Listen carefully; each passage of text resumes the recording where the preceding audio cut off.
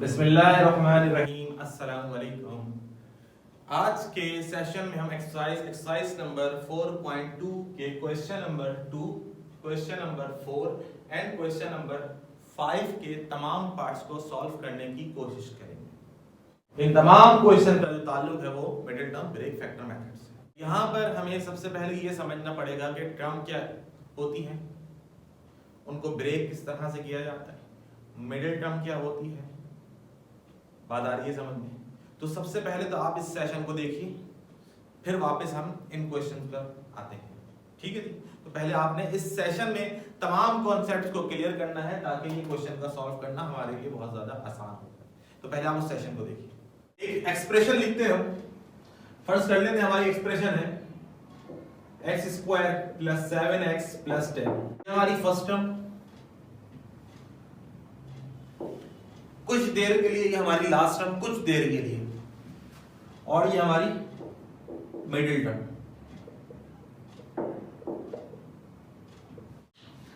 Topic का नाम है मिडिल टर्म ब्रेक फैक्टर। इस मिडिल टर्म का मसला है सारा का सारा। इस मिडिल टर्म को ब्रेक करना है, इस मिडिल टर्म को ब्रेक करना है। इस ब्रेक करने की क्या प्रॉपर्टीज है उसको समझ लीजिए। मिडिल टर्म जब ब्रेक होगी तो दो हिस्सों में होगी। वो दो पार्ट्स क्या होने चाहिए, इस मिडिल टर्म का ऐसे ब्रेक करो कि मल्टीप्लाई करने से लास्ट टर्म आ जाए, प्लस या माइनस करने से मिडिल टर्म आ जाए। समझना शुरू करते हैं। सबसे पहले तो इस लास्ट टर्म का कॉन्सेप्ट क्लियर कर लेते हैं, क्योंकि अक्सर जो देखने में आया वो ये आया कि ये लास्ट टर्म है। जहां हमने लिखा और देखा ये लास्ट टर्म है, ये लास्ट टर्म है, ये लास्ट टर्म है, क्योंकि आखिर में लिखी इसको लास्ट टर्म। तो बुनियादी कॉन्सेप्ट यहीं से लेके चलना शुरू करेंगे कि पहले इसको सही करते हैं कि लास्ट टर्म इसको नहीं कहते, फिर किसको कहते हैं। दरअसल लास्ट टर्म जो आती है हमारे सामने वो इन दोनों का प्रोडक्ट होती है। क्या मतलब ये कि इस x² का कोफिशिएंट क्या है 1, और ये लास्ट में कांस्टेंट क्या लिखा हुआ है 10। 1 10 10, तो सर पहले तो 10 आ रहा था, अच्छा यहां पर ये क्या है 6, तो लास्ट टर्म क्या 6 क्या लाएगी, हरगिज नहीं। तो लास्ट टर्म का कॉन्सेप्ट क्लियर कीजिए। लास्ट टर्म क्या होता है, this is the product of coefficient and constant is called last term. 6 3 18, this is last term not a 6। 2 3 6, तो ये कॉन्सेप्ट क्लियर कीजिएगा। जो लास्ट में लिखा है वो लास्ट टर्म नहीं है, बल्कि इन दोनों का जो प्रोडक्ट होता है उसको हम क्या कहते हैं, लास्ट टर्म कहते हैं। बात आ गई समझ में। क्वेश्चन था हमारे पास x² + 7x + 10, x² + 10, क्योंकि सारा मसला किसका है, इस 7x का। मल्टीप्लाई करो तो लास्ट टर्म आनी चाहिए 1, इसका कोफिशिएंट कुछ नहीं है, बजाय 1 है, तो 1 10 10, तो मल्टीप्लाई करो तो 10 आना चाहिए। अब आप सोचें 10 कौन से टेबल में आता है, 1 10 10 होता है, हाँ बिल्कुल होता है। 10 में 1 प्लस करेंगे 11 आएगा। क्या 11 चाहिए, नहीं हमको 7 चाहिए। और किस में आता है 2 5 10, क्या होता है 2 5 10, क्या 2 और 5 को प्लस करने से 7 आएगा, जी हाँ बिल्कुल आएगा। तो फैक्टर बने हमारे 2x प्लस, फिर समझिएगा 2 को और 5 को ऐड करें, प्लस करें या माइनस, क्योंकि अब यहां प्रॉपर्टी प्लस की लग रही है, तो प्लस करने से 2 और 5 कितना आ रहा है, मिडिल टर्म आ रही है 7 आ रही है। इन दोनों को मल्टीप्लाई करने से क्या लास्ट टर्म आ रही है, हाँ 2 5 10 होता है, बिल्कुल आ रहा है। कॉमन लेने का तरीका यह है कि पहले इन दो टर्म में से कॉमन लीजिए, तो x कॉमन आ जाएगा, x को x से मल्टीप्लाई करें x², फिर क्या है 2x, x कॉमन आ चुका है, x को 2 से मल्टीप्लाई करें 2x हो जाएगा। इस टॉपिक की खास बात, सबसे खास बात यह है, जो इसका फर्स्ट ब्रैकेट बनता है वो इसका लास्ट ब्रैकेट यानी कि सेकंड ब्रैकेट बनता है। क्या मतलब ये कि इन दोनों में से कॉमन लिया तो x कॉमन आया, x + 2 अंदर फैक्टर बन गया है। इसी तरीके से जो इसमें x + 2 आया सेकंड टाइम भी वही रिपीट होगा, बस आप इसमें से ये देख लें कि इसमें से कॉमन क्या आ रहा है। 5x और 10 में से क्या कॉमन है 5, यानी कितना आसान हो गया। चाहे तो चेक कर लें, 5 को x से मल्टीप्लाई करें 5x, 5 को 2 से मल्टीप्लाई करें 10। बात आ गई समझ। तो एक फैक्टर बना x + 2 और एक फैक्टर बना x + 5। क्लियर। यहां मैं आपको एक बात और बताता चलूं। सबसे पहले हम ये देखते हैं कि इस एक्सप्रेशन में से कुछ कॉमन तो नहीं है। 1 के टेबल में 7 तो आता है, और 1 की टेबल में 10 तो आता है, लेकिन ये कि तीनों किसी एक टेबल में आते हैं एक्सेप्ट 1, सिवाय 1 के अलावा, तो जवाब मिलेगा हरगिज नहीं। तो पहले हम ये देखेंगे कुछ कॉमन तो नहीं है, अगर कुछ कॉमन होगा तो पहले हम कॉमन ले लेंगे। x² minus 8x plus 15। अच्छा जी, इसको ब्रेक करना है। x² प्लस 15 ब्रेक करने की कंडीशन आपके सामने हमने रख दी, मल्टीप्लाई करो लास्ट टर्म आनी चाहिए, प्लस माइनस करने से मिडिल टर्म आनी चाहिए। 15 कौन से टेबल में आता है? एक्सेप्ट 1 छोड़ दीजिए, 1 के अलावा बात कीजिए। 3 5 से 15, हाँ बिल्कुल 3 5 से 15 होते हैं। क्या इन दोनों को प्लस करने से 8 आता है? हाँ बिल्कुल आता है। सवाल ये पैदा होता है कि ये प्लस का 8 है, क्या ये प्लस का 8 है? तो जवाब मिलेगा हरगिज नहीं। तो फिर किसका 8 है? ये माइनस का 8 है। तो ये कॉन्सेप्ट आपको क्लियर होना चाहिए। +3 + 5 + 8 होता है, और -3 - 5 बराबर होता है -8 के। तो फैक्टर क्या बने हमारे? -3x - 5x। इन दोनों में से कॉमन ले लें तो x कॉमन आ गया। इन दोनों में से मैंने आपको बताया यही ब्रैकेट रिपीट कर दीजिए, x - 3। बस यहां से ये देख लीजिए कॉमन क्या आ रहा है, या यूं समझ लीजिए x के साथ क्या मल्टीप्लाई करें, 5x हो जाए -5। बहुत सारे तरीके समझने के लिए। x - 3 कॉमन आ गया, इसमें से देख ले क्या कॉमन है। इधर 5 इधर 15, 5 कॉमन आ गया। तो एक फैक्टर बना x - 3 और एक फैक्टर बना x - 5। कितना आसान हो गया। एग्जांपल्स करना शुरू करते हैं जो हमने बोर्ड पे लिखी। x² + 7x + 10, ये तो हमारी एग्जांपल यानी कि बेसिक कॉन्सेप्ट उसी से रिलेटेड, ये हमने समझ लिया कि 7 को हम ब्रेक करेंगे 2 और 5 में, क्योंकि इन दोनों का प्रोडक्ट क्या बनाएगा? 10 बनाएगा, और इन दोनों का सम करने से क्या आ जाएगा? 7 आ जाएगा। ये आ गया फैक्टर। यहां एक चीज और मैं आपको बता दूं, x² + 7x + 10, ऐसे जितने भी क्वेश्चंस हैं बजाहिर इसके हम इतने सारे फैक्टर बनाए, इसका आंसर डायरेक्ट भी लिख सकते हैं, लेकिन इसके लिए आपको अपने आप को थोड़ा सा तेज करना पड़ेगा। अच्छी खासी प्रैक्टिस करेंगे तो बात समझ में आ जाएगी।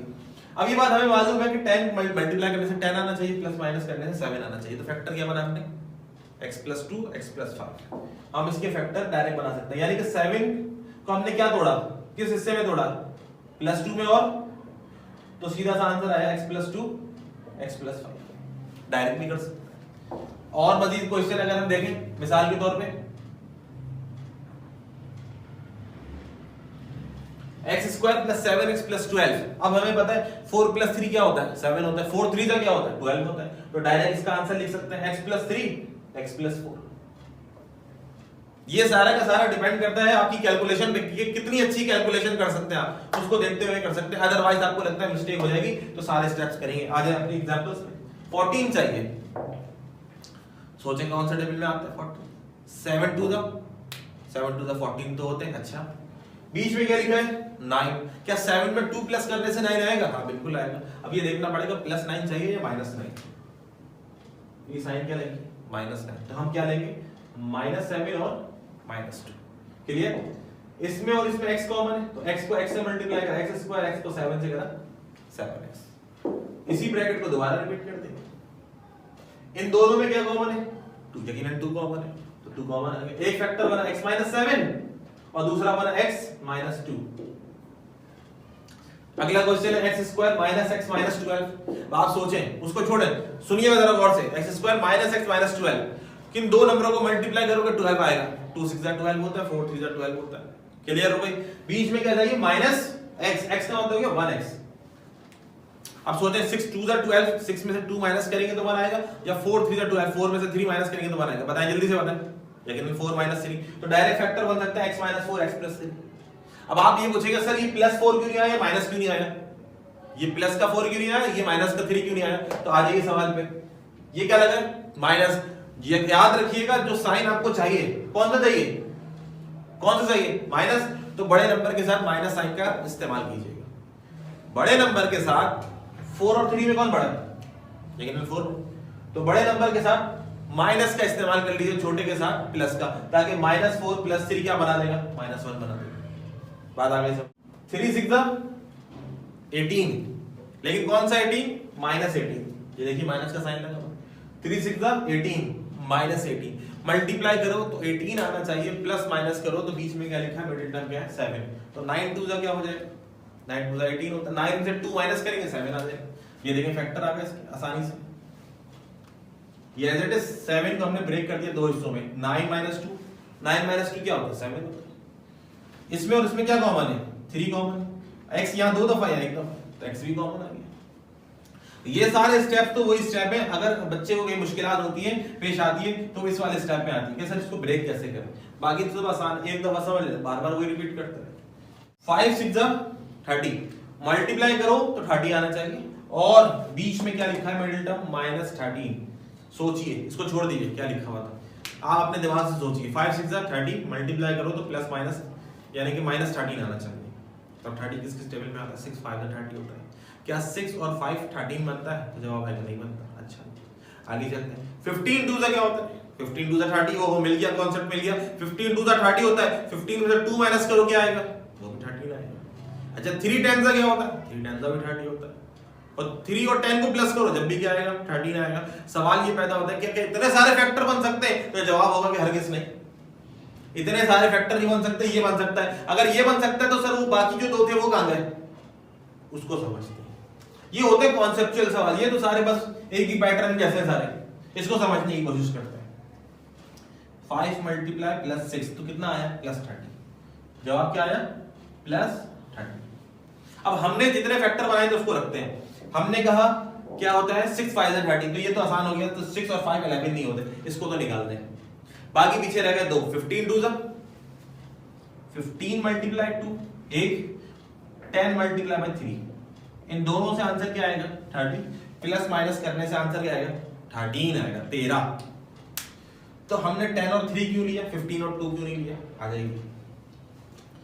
अगर मैं 15 और 2 ले लूं, सुनिएगा जरा गौर से, अगर मैं इसके फैक्टर ले लूं 15 और 2, 15 का मतलब -15 मल्टीप्लाई +2 या +15 मल्टीप्लाई -2। आप मुझे बताएं इसका आंसर क्या है?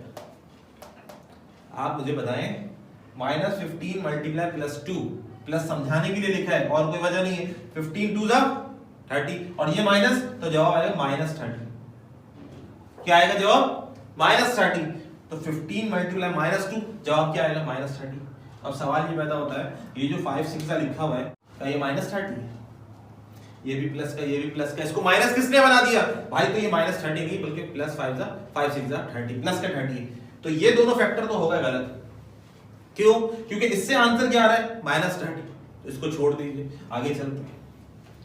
-10 -3, अगर मैं -10 को मल्टीप्लाई करूं -3 से, तो माइनस माइनस क्या हो जाएगा? आई बात समझ में कि इसने 15 2 क्यों नहीं लिया और 10 और 3 क्यों लिया? इस वजह से लिया कि ये दोनों मिलकर इसको क्या बना देंगे पॉजिटिव, जबकि -10 और -3 को अगर हम सम करें तो आंसर क्या आएगा? -30। क्या आ गया? -30। बाकी कॉमन है 5 और 10 एक टेबल में आते हैं, 5 आ जाएगा एक्स। इन दोनों में से क्या कॉमन है? 3 कॉमन है, 3 कॉमन आ जाएगा। 36 154 और 36 ये दोनों, बल्कि ये तीनों टर्म 2 के टेबल में कॉमन आते हैं, तो हमने 2 कॉमन ले लिया। 2 18 है 36, 2 77 है 154, 2 18 है 36। 18 को 18 से मल्टीप्लाई करेंगे 324 आएगा, यानी कि मल्टीप्लाई करो तो 324 आए, प्लस माइनस करो तो 77 आए। फिर दोबारा एलसीएम लेके देख लीजिएगा, अगर बात समझ में ना आए, आसानी से फैक्टर ना बन रहे हो तो इसके फैक्टर हमने बनाए 81 - 4। कैसे पता चला? एलसीएम लेके पता चलेगा। 81 में से 4 माइनस करें 77 आ जाएगा। 81 को 4 से मल्टीप्लाई करें 324 आ जाएगा। बाकी क्या हुआ? बाकी इन दोनों में से हमने कॉमन ले लिया। 18 और 81 किस टेबल में आते हैं?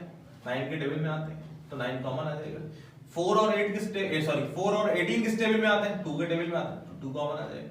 एक पेयर बना 2x + 9, एक बना 9x - 2। आई होप सो कि आपको मिडिल टर्म ब्रेक करना बहुत ही ज्यादा आसानी से समझ में आ गया होगा। कोई इतना मुश्किल टॉपिक नहीं है, एक दफा जिंदगी में इस टॉपिक को बहुत अच्छे से समझ जाइए।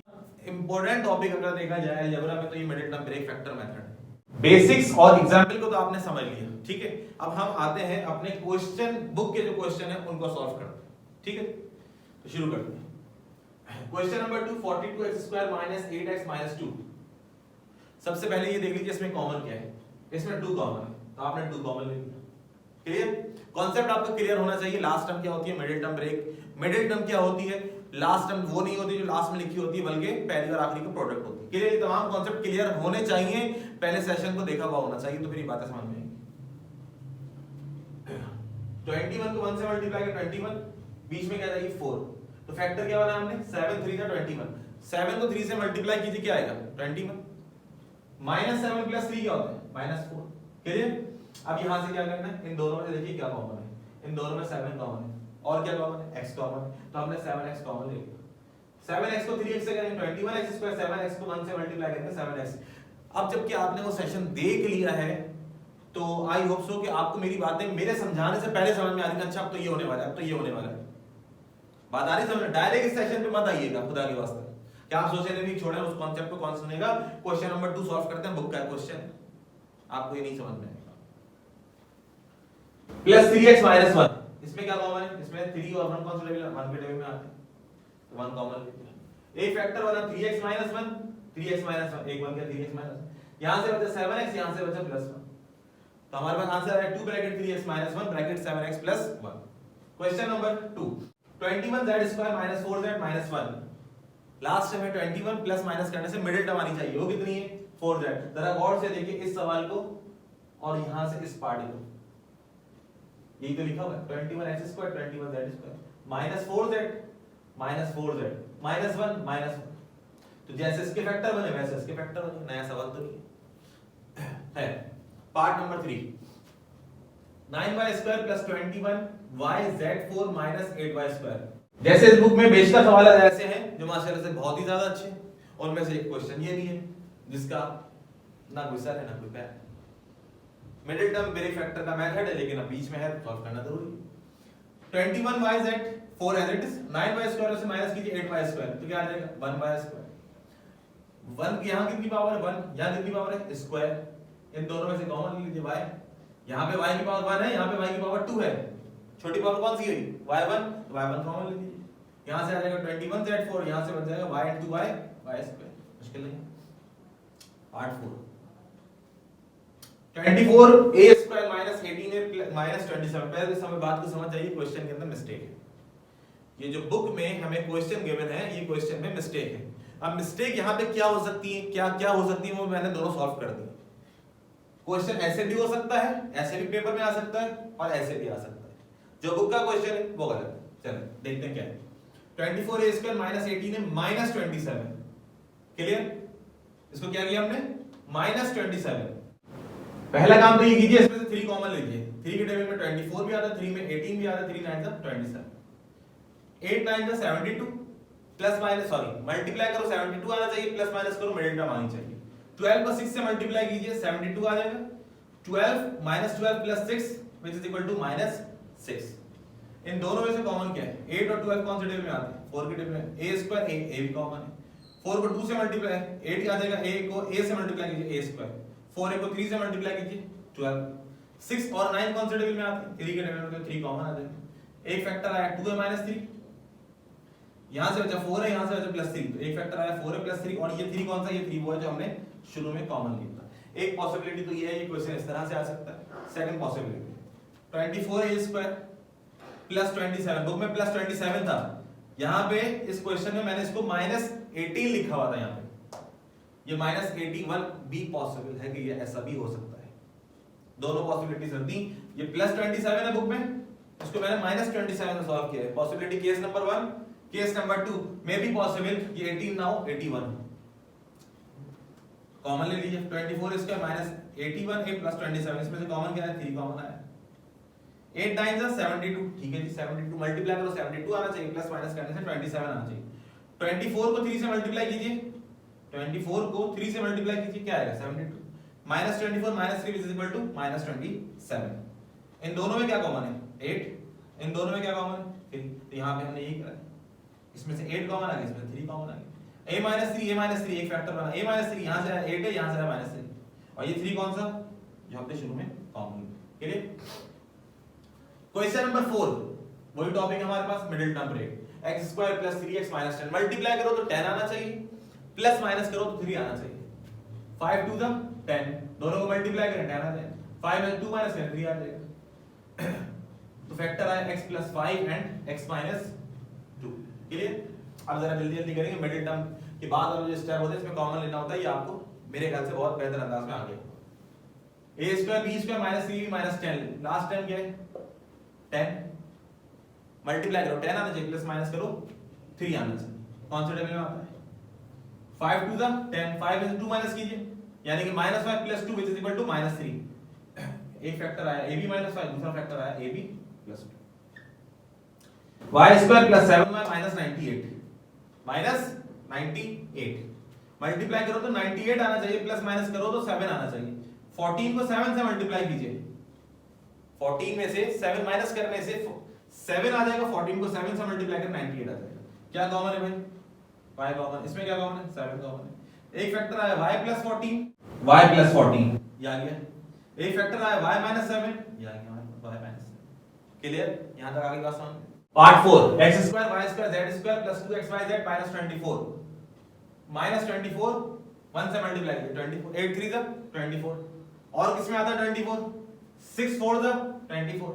क्या माइनस करने से मिडिल टर्म आई? हां बिल्कुल आएगी। 6 माइनस 4 क्या होता है 2 होता है। तो एक फैक्टर आया हमारे पास xyz प्लस 6, दूसरा फैक्टर आया xyz minus 4। Question number 5 part number 1, 121x4 plus 11x square plus 2।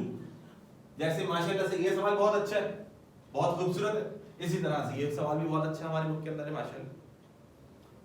121x4 plus 11x square plus 2, अगर इसके ऊपर middle term break factor method की मदद से इसके फैक्टर बनाना चाहें तो नहीं आएंगे फैक्टर। क्लियर, तो बुक में आंसर क्या है नो फैक्टर्स, इसका कोई फैक्टर नहीं बनेगा। क्लियर, हां अलबत्ता अगर मैं इसको क्वाड्रेटिक इक्वेशन बना दूं, अभी तो ये क्वाड्रेटिक एक्सप्रेशन है, अगर मैं इसको क्वाड्रेटिक इक्वेशन बना दूं और इसको सॉल्व करूं with the help of quadratic formula, तो आपके पास यकीनन x की कुछ ना कुछ वैल्यूज आ जाएंगी। लेकिन याद रखिएगा जो वैल्यूज आएंगी वो भी रियल नहीं होंगी, इमेजिनरी होंगी। क्लियर, आप चाहें तो सॉल्व करके देखिए। है फिर हमने क्या कोशिश करी, हमने कहा अच्छा भाई ये तो क्वेश्चन गलत है, चेंज कर दें। 121x4 plus 11x square minus 2, इसको मैंने सॉल्व नहीं किया क्योंकि जैसा क्वेश्चन है ना वैसे इसका आंसर बुक के अंदर मौजूद है। ऐसा नहीं कि सवाल गलत है और जवाब पीछे कुछ और आना, जैसा सवाल है वैसा उसका जवाब दिया हुआ बिल्कुल दुरुस्त, नो फैक्टर, कोई फैक्टर नहीं है।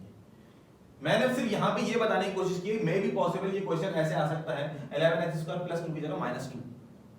लेट सपोज अगर ये क्वेश्चन आ जाता है तो आप इसके ऊपर जब मिडिल टर्म ब्रेक फैक्टर की मेथड से अप्लाई करेंगे तो इसके फैक्टर बन जाएंगे 11x square plus 2 bracket 11x square minus 1। यहां पर ये पॉसिबिलिटी है, लेकिन ऐसा आंसर बुक के पीछे नहीं है, तो मैंने सिर्फ यहां ये समझाने की कोशिश की कि अगर ये ऐसे आ जाए तो इसके फैक्टर बनाए जा सकते हैं। Part 2 42z4 plus 50z square plus 8, सबसे पहले तो कॉमन देखिए, कॉमन क्या है 2 कॉमन है, 2 कॉमन है। 21z4 plus 25z square plus 4 है, 21 को 4 से मल्टीप्लाई कीजिए क्या आएगा 24 1 4 4 2 8 84, मल्टीप्लाई करने से 84 आ जाए, प्लस करने से हमारे पास 25 आ जाए, तो 21 में 4 प्लस कीजिए 25, 21 को 4 से मल्टीप्लाई कीजिए 84।